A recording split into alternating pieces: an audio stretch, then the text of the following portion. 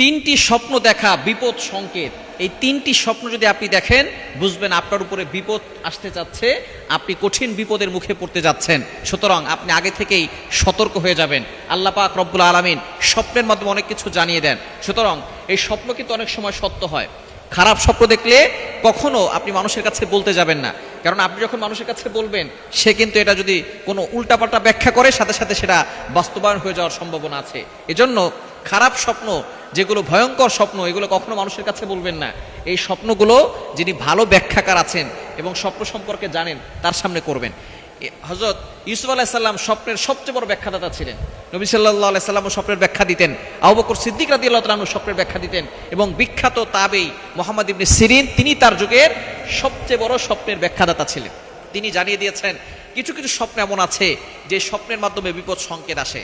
Number one, এক number হচ্ছে স্বপ্নে যদি কোনো ব্যক্তি সাপ দেখে, এবং বিশেষ করে স্বপ্নগুলো আপনি একেবারে রাতের বেলা, গভীর রাতে, রাতের শেষ অংশে, এই সময় স্বপ্নগুলো বাস্তব হয়ে থাকে এবং এর প্রভাব মানুষের উপরে পড়ে। দিনের স্বপ্নগুলো সাধারণত মানুষের উপরে পড়ে না।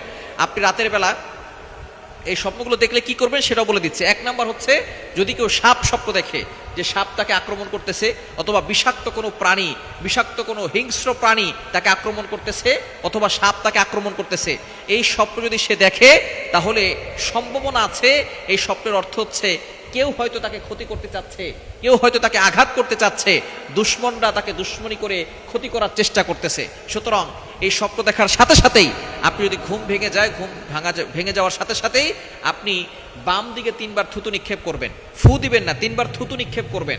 এরপরে আউযু বিল্লাহি মিনাশ শাইতানির রাজিম পড়বেন, লা হাওলা ওয়ালা কুওয়াতা ইল্লা বিল্লাহিল আলিয়্যিল আযীম পড়বেন।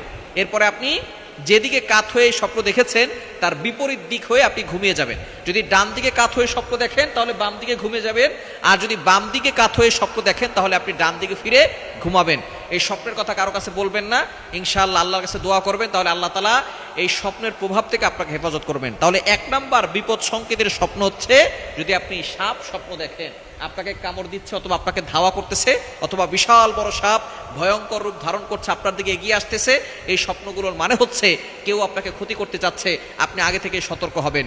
নাম্বার 2, দ্বিতীয় নাম্বার হচ্ছে, আপনি যদি স্বপ্ন দেখেন যে আপনি কোনো কুয়ায় পড়ে যাচ্ছেন, অথবা আপনি জমিনের ভিতরে গেড়ে যাচ্ছেন, জমিনের ভিতরে আপনি ধসে যাচ্ছেন, অথবা আপনি কোনো কুয়ায় পড়ে যাচ্ছেন, এরকম যদি স্বপ্ন দেখেন, তাহলে এটা হচ্ছে আল্লাহর আযাব, আল্লাহর শাস্তির ইঙ্গিত বহন করে। সুতরাং এরকম স্বপ্ন দেখলে আপনি স্বপ্ন দেখার পরে আপনি যে কাজগুলো আছে এগুলো করবেন, আর পাশাপাশি আল্লাহর কাছে জাহান্নামের আযাব থেকে, দুনিয়ার আযাব গজব থেকে আপনি আল্লাহর কাছে পানা চাইবেন।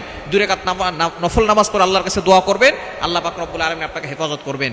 আর 3 নাম্বার, যদি আপনি স্বপ্ন দেখেন যে কোনো অন্ধকার জায়গা অথবা অচেনা জায়গায় আপনি হারিয়ে গেছেন, অন্ধকার জায়গা, অচেনা জায়গায় স্বপ্নের মাধ্যমে আপনি দেখতেছেন যে অচেনা জায়গা আপনি হারিয়ে গেছেন, আপনি কোনো কিছু দেখতে পাচ্ছেন না, কোনো কিছু খুঁজে পাচ্ছেন না, অন্ধকার জায়গা, অচেনা জায়গা, এরকম স্বপ্ন মানে হচ্ছে আপনার ঈমান দুর্বল হয়ে যাওয়া এবং আল্লাহর রহমত থেকে দূরে সরে আসা। এই স্বপ্নগুলো যখনই আপনি দেখবেন, তখনই আপনি আল্লাহর কাছে দোয়া করবেন এবং যত সম্ভব ডোনেশন করবেন, দান করবেন।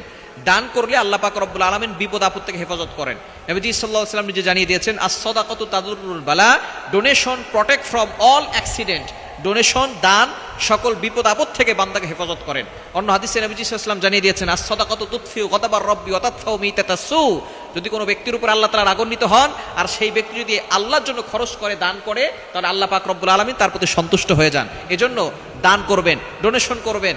আর স্বপ্ন বেশি ভয়ঙ্কর দেখলে কারো কাছে বলবেন না, 2 রাকাত নফল নামাজ পড়ে আল্লাহর কাছে দোয়া করবেন, আল্লাহ পাক রব্বুল আলামিন এই খারাপ স্বপ্নের যে ভয়ঙ্কর প্রভাব আছে এগুলো থেকে আমাদেরকে হেফাজত করবেন।